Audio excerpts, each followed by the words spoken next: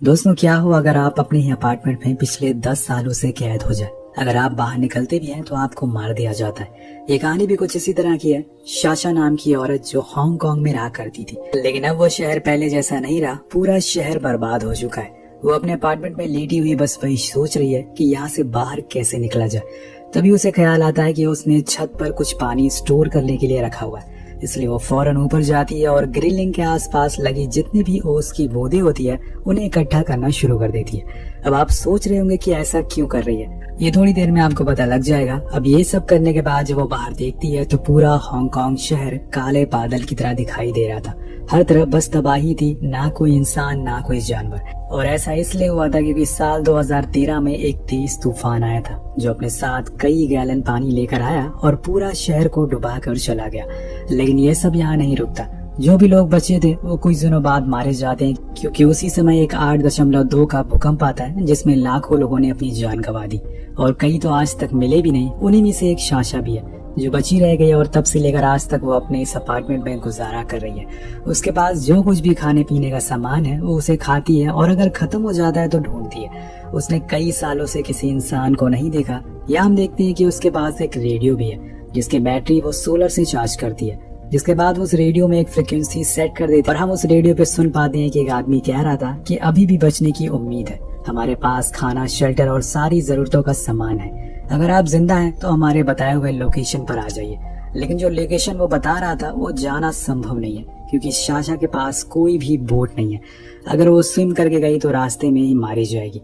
तभी उसे दूर कुछ आवाजें सुनाई देती है और जब वो अपनी दूरबीन से देखती है तो उसे पता चलता है कि कुछ दूरी पर गिने चुने सर्वाइवर रह रहे हैं। लेकिन वो उनकी मदद नहीं कर सकती क्योंकि उसके पास तो खुद खाने का सामान नहीं है और इसीलिए वो चुपचाप बैठ जाती है और अपने स्टोर करे हुए पानी को पीने लगती है।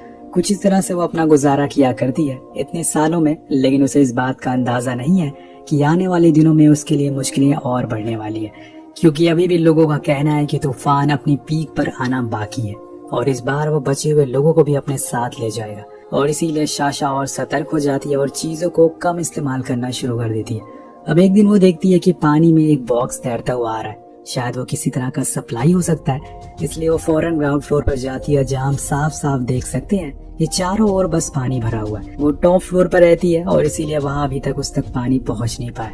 अब वो खुद की बनाई हुई एरो से उस बॉक्स को खींच लेती है, पर जब उसे खोलती है तो उसे उसमें एक वाइन की बोतल के अलावा कुछ नहीं मिलता। उसे उम्मीद थी कि शायद कुछ खाने का सामान मिल सके। खैर कोई बात नहीं, कुछ तो मिला उसे। शाशा ऊपर आने लगती है लेकिन वो 3rd फ्लोर पर रुककर एक रूम की तरफ देखने लगती है। शायद उस रूम से उसका कोई अतीत जुड़ा हुआ है, इसलिए वो बहुत ही भावुक मन से उसे देख रही थी। ऊपर आने पर हम उसके रूम को देखते हैं जहाँ पर सारा सामान बिखरा पड़ा हुआ है। बहुत सी चीजें सड़ चुकी है, चारों ओर बस गंदगी थी। तभी वो देखती है कि उसके हाथ में चोट लग गई है उस एरो के चलाने से। इसलिए वो छत पर जाकर उसे मरहम पट्टी लगाती है। लेकिन यहाँ ये हालत देखकर उसकी आंखों में आंसू आ जाते हैं। वो तंग आ गई थी ऐसे अकेले की जिंदगी जीकर। तभी वो ऊपर वाले को थैंक यू भी कहती है कि कम से कम वो आज जिंदा तो है। और इसी के बाद वो नीचे सोने चली जाती है और कुछ इस तरह से उसका रूटीन चलता है। सुबह उठ के पानी को स्टोर करना, फिर पूरे दिन बस इसी उम्मीद में रहना कि शायद कुछ बहकर उसके पास आ जाए जिसे वो अपनी ओर खींच ले। लेकिन कई ऐसे दिन भी होते हैं जब वो भूखे पेट सोती है। हम देखते हैं कि नेक्स्ट मॉर्निंग जब वो पानी स्टोर कर रही होती है तभी उसे दूर एक बोट दिखाई देती है जिसमें कुछ लुटेरे उसकी तरफ आ रहे थे और उनके पास हथियार भी थे। उन्हें देखकर वो छुप जाती है और वो लुटेरे सामने वाली बिल्डिंग में रह रहे सर्वाइवर को मार देते हैं और उनके सारे सप्लाईज को, सामानों को अपने पास रख लेते हैं। फिर वो किसी दूसरे सर्वाइवर की तलाश में लग जाते हैं। यही उनका पेशा बन गया है। लेकिन यहाँ अचानक से उन्हीं में से एक आदमी की नजर शाशा पे पड़ जाती है। वो भी उसे देख लेती है, इसलिए शाशा फौरन दीवार के पीछे छुप जाती है। कुछ समय के बाद वो दोबारा से देखती है तो वो लोग उसके ही अपार्टमेंट की तरफ बढ़ रहे थे। इसलिए वो तेजी में नीचे जाती है और जितना भी सामान था उन्हें और ज्यादा बिखेर देती है। जो कुछ खाने पीने की चीजें थी उन्हें छुपा देती है और खुद जाकर एक बंकर जैसे रूम में छुप जाती है जो कि उसने ही ऐसी सिचुएशन के लिए बनाया था। और कुछ देर बाद घर में 4 लोग घुसते हैं जो बहुत ही बेदर्दी से उसके सारे सामानों को फेंकना शुरू कर देते हैं। उनके साथ एक 15 साल का लड़का भी होता है जिसे देखकर उसे अपनी बहन की याद आ जाती है जो इस तूफान में मारी गई।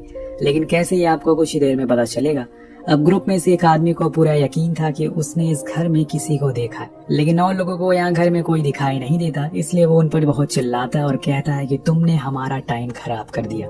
ये घर पिछले 10 सालों से ऐसे ही बंद पड़ा है अंदर साशा उनकी बातें सुन रही थी और उन्हें बहुत ही ज्यादा डरी हुई थी और इसी वजह से वो कांपना शुरू कर देती है, क्योंकि अगर उन लोगों ने उसे पकड़ लिया तो उसके साथ क्या होगा ये अच्छे से हम जानते हैं। अब सब कुछ देखने के बाद वो वापस चले जाते हैं और वो भी बाहर आ जाती है, लेकिन उसे डर है कि वो लोग फिर से आ सकते हैं, इसलिए अब साशा ज्यादातर सामानों को छुपा कर रखती है और ज्यादा सतर्क भी हो जाती है। अब हर रात की तरह उसने उस रात भी बीते कुछ सालों के सपने आते हैं जिसमें उसे अपने परिवार वालों को खो दिया था और इसी डर में उसकी नींद खुल जाती है। वो उठकर फ्रेश हो जाती है और यहाँ हम देखते हैं कि उसने अपने जो भी वेस्ट मटेरियल होते हैं उसे एक बाल्टी में इकट्ठा कर लिया और जब वो ज्यादा हो जाता है तो वो उसे बाहर चुपके से फेंक देती है, क्योंकि इन लुटेरों को पता चलता है कि ये वेस्ट इंसान का है और वो यहाँ आ सकते हैं और उसे मार सकते हैं। अब वो बाहर देखती है कि आज शायद उसे कुछ मिल जाए और लकीली आज उसे एक बॉक्स तैरता हुआ दिखता है। वो फौरन नीचे जाकर उसे ले आती है और इस बारी उसे अंदर एक हनी जार मिलता है जिसे टेस्ट करने पे पता चलता है कि वो फ्रेश है और ये जानकर वो बेहद खुश होती है। उसे उस बॉक्स में कुछ सड़े हुए फ्रूट भी मिलते हैं जिसे उसे खाना पड़ेगा, क्योंकि ऐसे हालातों में आपको खाना और पानी की अहमियत पता चलती है। उसके चेहरे पर एक स्माइल थी जो ये बयां कर रही थी कि आज का दिन उसका अच्छा गुजरा है। अब उसी दिन उसकी नजर बाहर तैर रहे एक बॉक्स पर पड़ती है जिसके ऊपर एक छोटी बच्ची थी,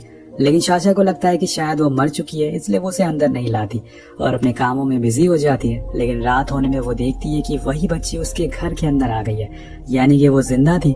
और जब वो उसके पास जाती है लेकिन वो बच्ची भागकर दूसरे रूम में चली जाती है और बेड के नीचे जाकर छुप जाती है। पर साशा उसे ढूंढ लेती है और देखती है कि उसने सारा सामान इधर उधर फेंक दिया। जो खाने का सामान था उसने अपने साथ रख लिया है और ये देखकर वो हंसने लगती है। शायद उसकी जिंदगी में इस लड़की के आने से कुछ बदलाव आए या फिर यह उसके लिए एक मुसीबत बन सकती। अब अगले दिन वो देखती है कि उस बच्ची के हाथ में एक एनवलप है जिसके अंदर साशा और उसकी छोटी बहन की फोटो है। वो तुरंत उस फोटो को ले लेती है और छुपा देती है, पर यहाँ हम उसकी आंखों में आंसू देखते हैं। शायद वो उस तस्वीर को नहीं देखना चाहती या फिर जो भी उस तस्वीर में है उसे कोई गहरा अतीत उससे जुड़ा हुआ है। साशा उसके लिए कुछ नूडल बनाती है और वो दोनों छत पर चले जाते हैं और खाते हैं, लेकिन यहाँ साशा उस बच्ची की हरकतें देखकर मुस्कुराने लगती है। इससे उसे थोड़ा सुकून मिलता है। उसने पिछले 10 सालों से किसी और दूसरे से बात नहीं करी है और आज उसके पास कम से कम एक दूसरा शख्स तो है बात करने के लिए।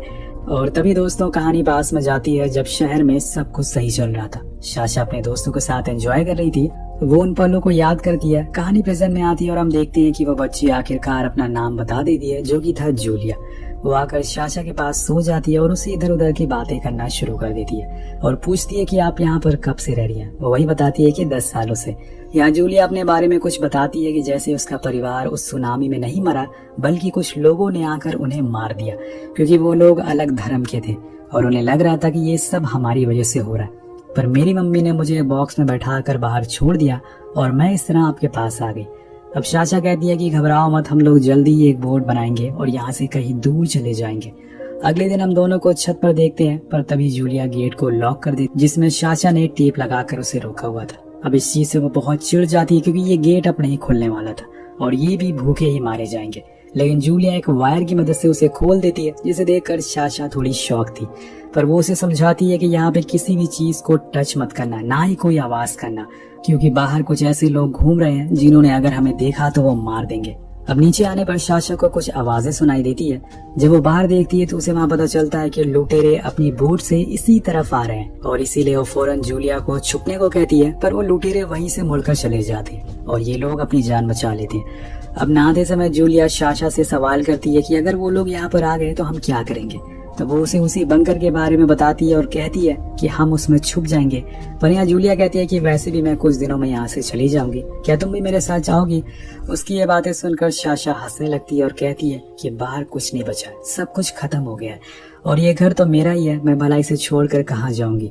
अब उसी रात वो नोटिस करती है कि उसके गले में एक नेकलेस नहीं है जो कि उसने जूलिया को देखने के लिए दिया था, लेकिन जब वो उसे मांगने जाती है तो वो उल्टा गुस्सा हो जाती है और अपना सारा सामान लेकर दूसरे रूम में शिफ्ट हो जाती है। लेकिन यहाँ जिन सामानों को लेकर वो गई थी वो असल में साशा ने उसे दिया था, लेकिन ये उसका बचपन ही है जो ये सब उसे करवा रहा है। यहाँ उस नेकलेस के बारे में पता चलता है कि असल में वो उसकी छोटी बहन का था जिसे वो पिछले 10 सालों से पहन रही थी। अगली सुबह जब वो छत पर पानी लेने के लिए जाती है तो देखती है कि वहाँ पर सारा पानी खाली हुआ है। ये देखकर वो डर जाती है और फौरन नीचे आती है तो देखती है कि वहाँ उसे पीने वाले पानी से जूलिया कपड़े धो रही है और ये देखकर उसे बहुत गुस्सा आता है। लेकिन तभी उसे कुछ पास्ट की बातें याद आने लगती है हमें उसकी छोटी बहन को देखती हैं जो उसकी स्टेप सिस्टर थी और सारे लोग घर में उसे ही ज्यादा प्यार करते थे, लेकिन ये बात साशा को पसंद नहीं थी, इसलिए वो उसे नफरत करने लगती है और धीरे धीरे करके घर में सभी लोग उससे बोलना बंद कर देते हैं और अपने में ही मस्त रहने लगते हैं। अब यही सब बातें सोचते ही वो बेहोश हो जाती है। यहाँ हम उसके पास जूलिया को बैठा हुआ देखते हैं जो उसे होश में लाती है, जिसके बाद वो लोग फिर से ऊपर जाते हैं जो भी पानी था उसे लाने के लिए, लेकिन यहाँ जूलिया सीढ़ियों की लाइट ऑन कर देती है और साशा जल्दी से उसे बंद कर देती है क्योंकि रोशनी बाहर चली गई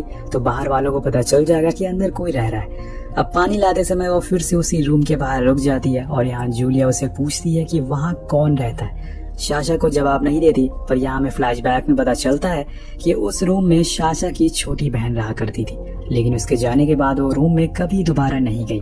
और अब एक दिन जूलिया रेडियो लेकर वही ब्रॉडकास्ट सुनना शुरू कर देती है जो कहानी की शुरुआत में साशा ने सुना था, जिसके बाद वो जाकर इस बारे में उसको बताती है और कहती है कि हमें एक बोट बनानी चाहिए जिसकी मदद से हम यहाँ से निकल सके।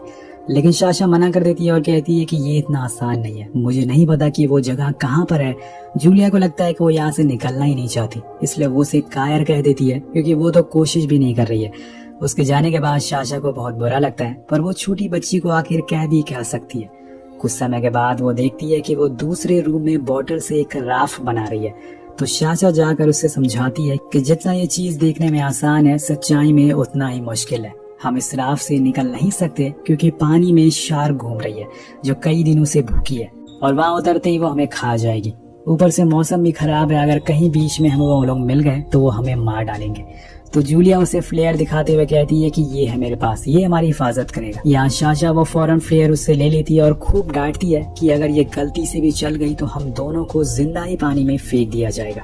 उसने आज पहली बार उसे इतना डांटा था, पर कुछ देर बाद वो जाकर उससे माफी मांग लेती है। अब यहाँ दोस्तों फ्लैशबैक में देखते हैं कि साशा अब अपना घर छोड़कर जा रही है, लेकिन उसकी छोटी बहन उसे रोकती है और कहती है कि मत जाओ।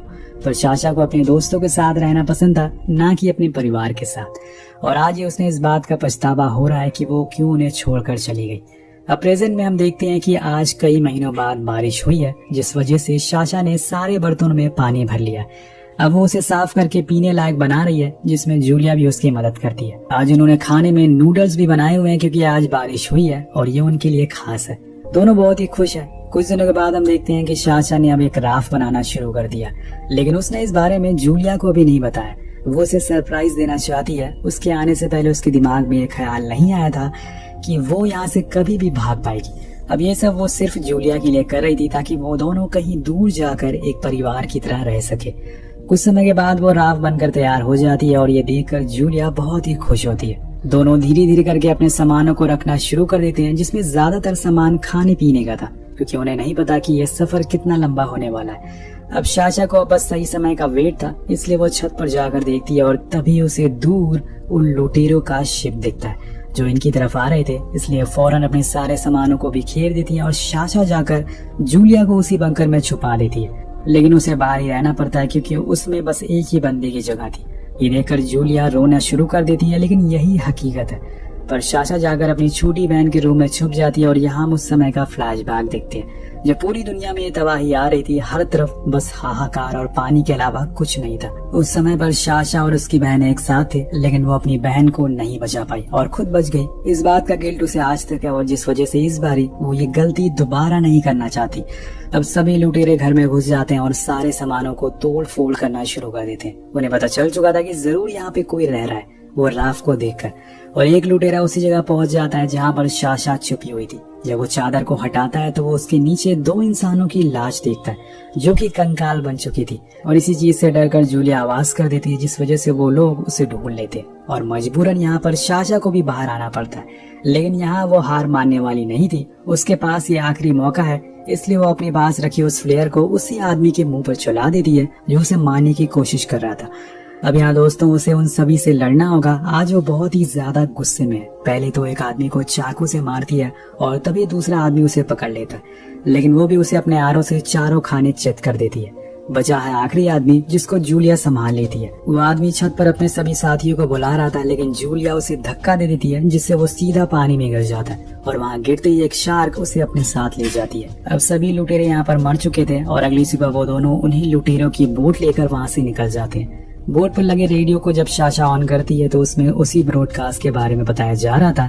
अब वो लोग भी उसी लोकेशन की ओर बढ़ना शुरू कर देते हैं और इसी तरह से उन्होंने अपनी और जूलिया की दोनों की जान बचा ली। दोस्तों, अगर इन फ्यूचर कभी ऐसी आपदा में आप फंस जाएं और पूरी दुनिया खत्म होने वाली हो तो आखिरी बार आप किससे बात करना चाहेंगे? वेल कमेंट में जरूर बताइएगा। मिलते हैं अगली वीडियो में। Peace out.